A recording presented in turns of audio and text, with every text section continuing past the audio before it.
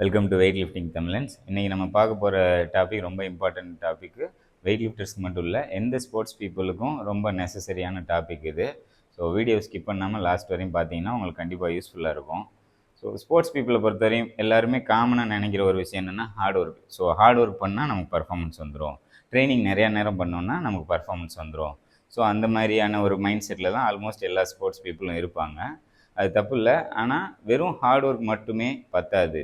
So ஒரு ட்ரைனிங்க்கு இப்போ நம்ம ட்ரைனிங்னா என்ன பண்ணுறோம் அப்படின்னா, நம்மளோட மசிலுக்கும் நர்வஸ் சிஸ்டம், எனர்ஜி சிஸ்டம் இதுக்கெலாம் ஒரு விதமான ஸ்ட்ரெஸ்ஸு கொடுக்குறோம். அந்த ஸ்ட்ரெஸ்ஸு தான் நம்மளோட பர்ஃபார்மன்ஸ் இம்ப்ரூவ் பண்ணுறதுக்கான ஒரு தூண்டுதலாக இருக்கும். ஆனால் ஒரு சின்ன தூண்டுதல், அதுவும் ஒன் ஆஃப் த பார்ட்டு தானே தவிர அது மட்டுமே ஒன்லி பார்ட்டு கிடையாது. ஸோ ஒரு ப்ராப்பர் ட்ரைனிங் எவ்வளோ இம்பார்ட்டண்ட்டோ அதே மாதிரி proper nutrition and proper recovery ரொம்ப இம்பார்ட்டண்ட்டு.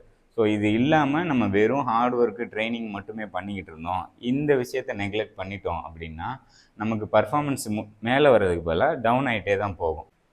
ஸோ சாப்பாடு அப்படின்றது சும்மா வயிறை ஃபில் பண்ணுற ஒரு விஷயம் கிடையாது. அந்த சாப்பாடு தான் நம்ம ட்ரைனிங்க்கு தேவையான எனர்ஜியை கொடுக்கும், நம்மளோட மசில் ரிப்பேர் பண்ணுறதுக்கான ஒரு இதாகவும் இருக்கும், அதே நேரத்தில் நமக்கு இம்யூனிட்டியை பில்ட் பண்ணும்.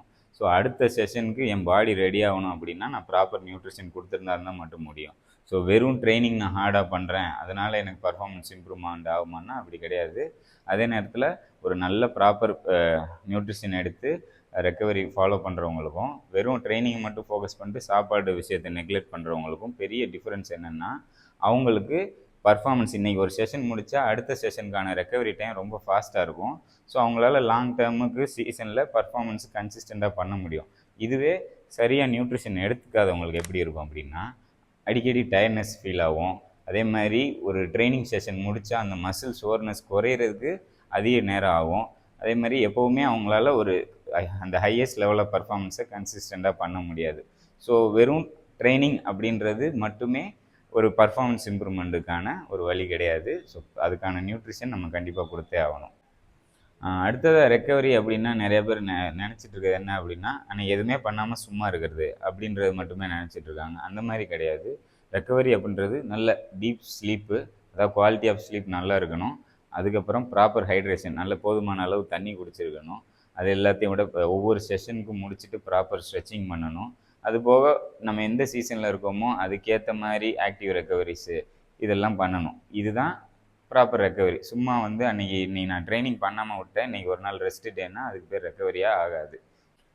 ஸோ இப்போ ப்ராப்பராக நீங்கள் நியூட்ரிஷன் எடுக்கலை இல்லை ரெக்கவரி பண்ணலை அப்படின்னா ஒரு சில அறிகுறிகள் உங்களுக்கே தெரியும். எப்படி இருக்குன்னா, எப்போவுமே ஒரு மாதிரி டயர்டாக ஃபீல் ஆகும். அதுக்கப்புறம் ட்ரைனிங்கில் சரியாக ஃபோக்கஸ் பண்ண முடியாது. அப்புறம் பாடி எனி டைமும் அந்த சோர்னஸ் பெயின் ஃபீல் ஆகிட்டே இருக்கிறோம். அதுக்கப்புறம் நம்ம பர்ஃபார்மன்ஸில் கொஞ்சம் கொஞ்சமாக ஒரு மாதிரி டவுனாக ஃபீல் பண்ணுவோம். அதுக்கப்புறம் ட்ரைனிங் பண்ணவே ஒரு மோட்டிவேஷன் இருக்காது. அதை விட இன்னொரு பெரிய இம்பார்ட்டண்ட்டான விஷயம், அடிக்கடி இன்ஜுரி வரும். ஸோ இது எல்லாமே உங்களுக்கு ஒரு இண்டிகேட்டர் மாதிரி. ஸோ சம்திங் நம்ம ஏதோ ரைட்டாக பண்ணலை, அது ஈவன் தப்பான ட்ரைனிங்காகவும் இருக்கலாம், இல்லை ட்ரைனிங் நான் கரெக்டாக தான் பண்ணுறேன் அதேமாரி இப்படி இருக்குது அப்படின்னா நீங்கள் ரெக்கவரிலையோ நியூட்ரிஷன்லையோ ஏதோ குறை இருக்குது அப்படின்னு அர்த்தம். ஸோ இதெல்லாம் பார்த்து நம்ம கரெக்டாக அட்ரஸ் பண்ண தெரியணும். அப்புறம் இன்னொரு இம்பார்ட்டண்ட்டான விஷயம், ஸோ இந்த மாதிரி ரெக்கவரி, நியூட்ரிஷன் இந்த மாதிரிலாம் பேசல காமனாக எல்லோரும் பண்ணுறது என்னென்னா, ஆன்லைனில் ஆல்ரெடி ஒரு சக்ஸஸ்ஃபுல் ஆத்லீட் என்னோட நியூட்ரிஷன் ப்ரோக்ராம் இதான் அப்படின்னு போடுறது, அதுக்கப்புறம் அவங்களோட ட்ரைனிங் ப்ரோக்ராமை ஃபாலோ பண்ணுறது. ஸோ இந்த மாதிரி இது உங்களுக்கு ஒர்க் ஆகாது. ஏன் அப்படின்னா ஒவ்வொரு பர்சனும் டிஃப்ரெண்ட்டு, உங்களோட பாடி டைப் டிஃப்ரெண்ட்டு, நீங்கள் விளையாடுற ஸ்போர்ட் டிஃப்ரெண்ட்டாக இருக்கலாம், உங்களோட ஏஜ் வேறு அவங்களோட ஏஜ் வேறு.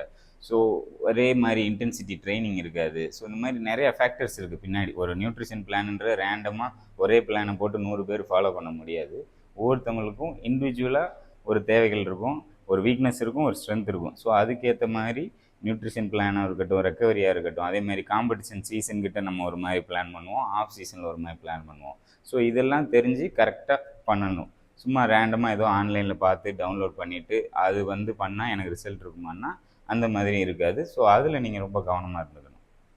ஸோ பெர்ஃபார்மன்ஸ் அப்படின்றதுக்கு வெறும் ட்ரைனிங் மட்டுமே போதாது, அதுக்கு ஈக்குவலான ப்ராப்பர் நியூட்ரிஷன் அண்ட் ரெக்கவரி தேவை. ஸோ இது மூணுமே நல்ல வெல் பேலன்ஸ்டாக இருந்தால் தான் நம்மளால் ஒரு ஆத்லீட்டாக நல்லா பர்ஃபார்ம் பண்ண முடியும்.